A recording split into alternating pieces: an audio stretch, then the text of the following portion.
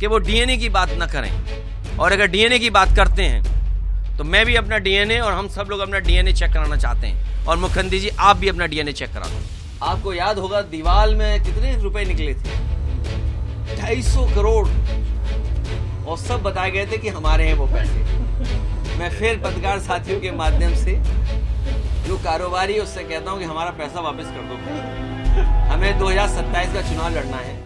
योगी आदित्यनाथ ने कहा है कि जिस तरह बाबर थे वही डीएनए है जो संभल में जाकर अराजकता फैला रहा है। मैं पत्रकार साथियों लगाइए कैमरे डीएनए पर। ये हम देखिए, मुझे नहीं पता कि मुख्यमंत्री जी कितना साइंस जानते हैं, मुख्यमंत्री जी ने कितनी बायोलॉजी पढ़ी है मैं नहीं जानता हूं, लेकिन मैं उनसे एक बार निवेदन करना चाहता हूं कि बार बार वो डीएनए की बात कर रहे हैं, डीएनए की बात न किया करें। मैं आपके माध्यम से और बड़ी जिम्मेदारी से कह रहा हूं मैं कि वो डीएनए की बात न करें, और अगर डीएनए की बात करते हैं तो मैं भी अपना डीएनए और हम सब लोग अपना डीएनए चेक कराना चाहते हैं, और मुख्यमंत्री जी आप भी अपना डीएनए चेक करा दो। मैं भी चेक कराना चाहता हूं अपना डीएनए, और मुख्यमंत्री जी आप भी अपना डीएनए चेक करा दो। इसलिए मेरा निवेदन है कि डीएनए की बात मुख्यमंत्री जी को शोभा नहीं देती है। एक संत होकर के, योगी होकर के और भगवा पहनने के बाद उन्हें इस तरह की भाषा और इस तरह डीएनए की बात नहीं करनी चाहिए। मुझे पत्रकार साथियों, आप ये जो जानकारी दे रहे हो कि जितने भी गुटखा पान मसाला वाले हैं उनके कारखाने के बगल में चौकियां लगा दी हैं, चौकियां बना दी गई हैं, पुलिस खड़ी कर दी है।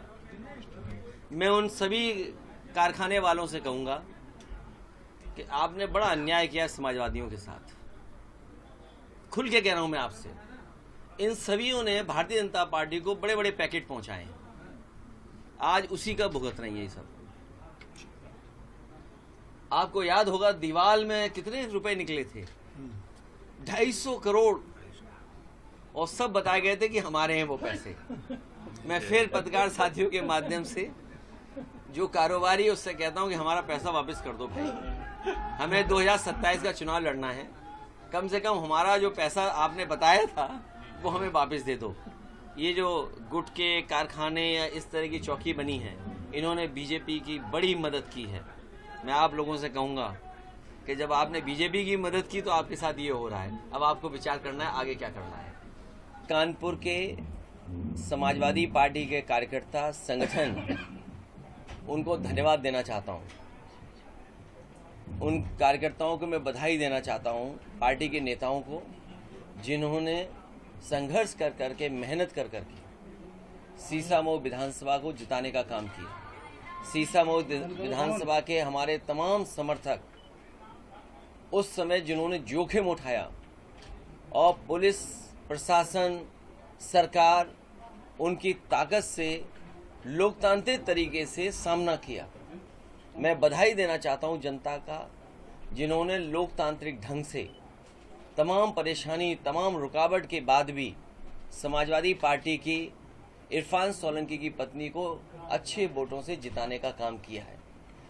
ये जितने भी हमारे मतदाता थे उन्होंने लोकतंत्र बचाने का काम किया।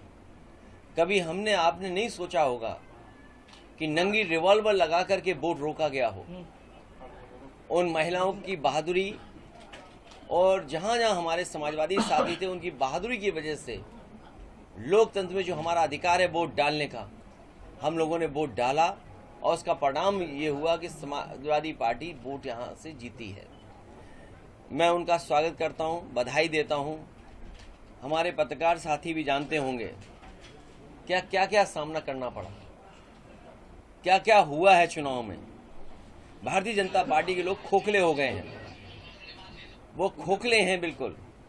अगर खोखले नहीं होते तो कहीं ना कहीं जनता का उन्हें समर्थन मिलता। वो जानते थे कि जनता का समर्थन उनके साथ नहीं है, इसीलिए उन्होंने पुलिस प्रशासन की ताकत पर चुनाव जीतना चाहा।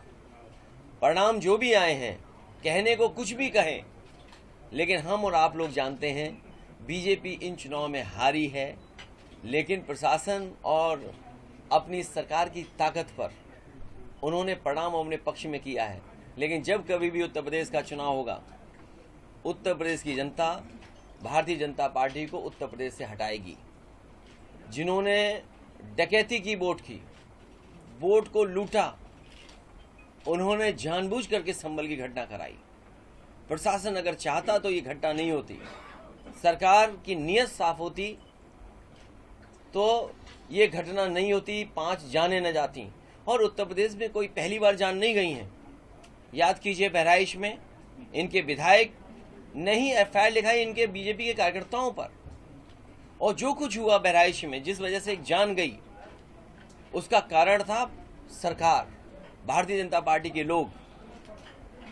और जो घटना संभल में हुई है वो भी प्रशासन की देन है। पहले सर्वे हुआ, एक भी मुस्लिम या जो भी वहाँ पर मस्जिद के जिम्मेदार लोग थे या वकील थे, उन्होंने कहीं भी रुकावट पैदा नहीं की।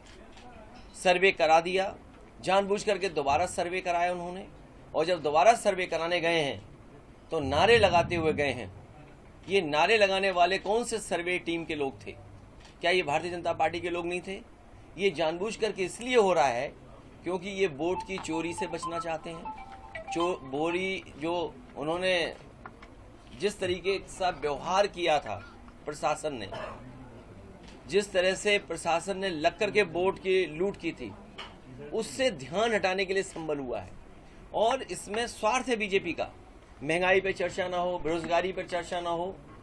जिस तरीके से आज हमारा पूरा देश बर्बाद होता चला जा रहा है, आर्थिक रूप से और सामाजिक रूप से भी, क्योंकि जो हमें अधिकार मिलने चाहिए थे वो अधिकार नहीं मिल रहे हमें। जो हमें संविधान देता है हमें अधिकार, वो अधिकार छीने जा रहे हैं, लेकिन उसमें बहस ही नहीं होने देना चाहते हैं। सोचिए, कानपुर इतना बड़ा शहर है, उत्तर प्रदेश के बड़े शहरों में शहर माना जाता है, जहाँ पर उद्योग है, कारोबार है, और हर तरह की व्यवस्था देने का काम समाजवादियों ने किया था। जहाँ हम बैठे हैं इसके बहुत करीब में पनकी का जो पावर स्टेशन बन रहा है, पावर स्टेशन समय से बन जाता तो बिजली सस्ती मिलती। यही मेट्रो, जिससे कि लोग अच्छी तरीके से सुविधा के साथ और एक इन्वायरमेंट फ्रेंडली ट्रांसपोर्टेशन सिस्टम मिल जाए, उसके लिए मेट्रो थी। जितना समाजवादियों ने स्वीकृत किया उससे आगे नहीं बढ़ पाए।